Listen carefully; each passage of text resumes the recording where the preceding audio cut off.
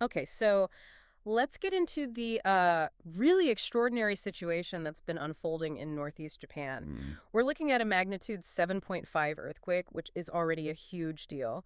But that's almost become the secondary story to the truly unprecedented warning that came after it. That's the core of it, isn't it? Yeah. The mission here is to really understand the difference between that initial quake and this new, very rare alert that Japanese government has put out. Yeah. We need to figure out what triggered this specific warning and what it tells us about the immediate seismic risks they're facing. So the initial event, this kicked off on Monday, a 7.5 quake about 80 kilometers off the coast of Aomori, pretty deep too, 50 kilometers down. Mm. And it was powerful. We're talking 30 injuries, evacuation orders for something like 90,000 people. They even clocked 70-centimeter tsunami waves before the alerts were called off. But then came the real bombshell.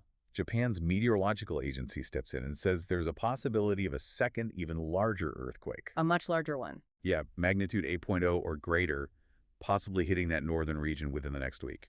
And what's so wild about this is that this specific type of warning, the one that anticipates a bigger quake coming after an initial one, it's the first time they've ever used it. The very first time. Yeah. The system was only introduced in 2022. So that's the big question. Why now? Why this kind of alert? Well, the 2022 system was basically a direct response to the lessons they learned from the massive 2011 disaster.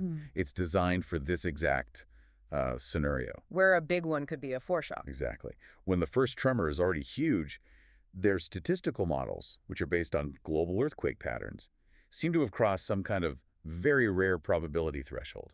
That's what triggers it. And just to give everyone some context here, the Richter scale is logarithmic. So that jump from 7.5 to an 8.0, it's not a small step, is it? Oh, it's massive. You're talking about something like 32 times the energy release. It is a completely different category of event. And geologically, they're targeting the area along the Japan Trench and the Chishima Trench, which is near Hokkaido. Right.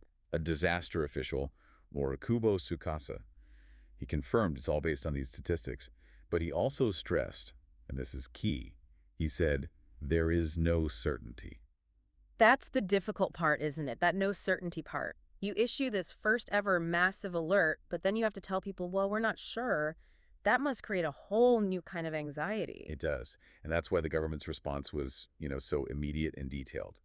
The Prime Minister, Sanae Takaichi, she was urging citizens to, secure their furniture, get ready for fast evacuation. The basics, but on high alert. Exactly. Yeah. And a crisis management center was set up instantly.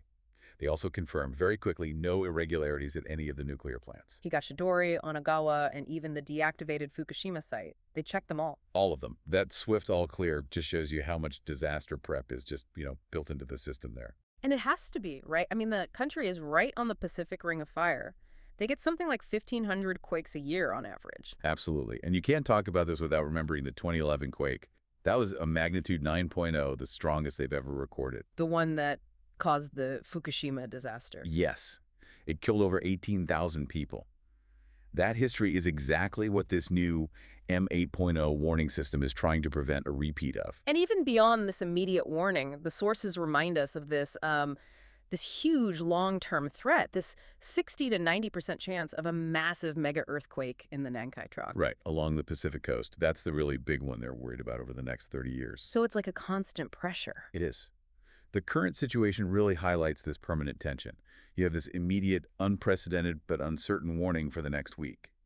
And that's set against the constant geological reality of living in a place like the Nankai Trough region. So this alert is really the most serious possible reminder of why preparedness isn't just a plan, it's a daily routine. It's a way of life. If you enjoyed this video, please subscribe to the channel, turn on the notifications bell, leave your like, and share the video because it helps us keep the channel going. Thank you.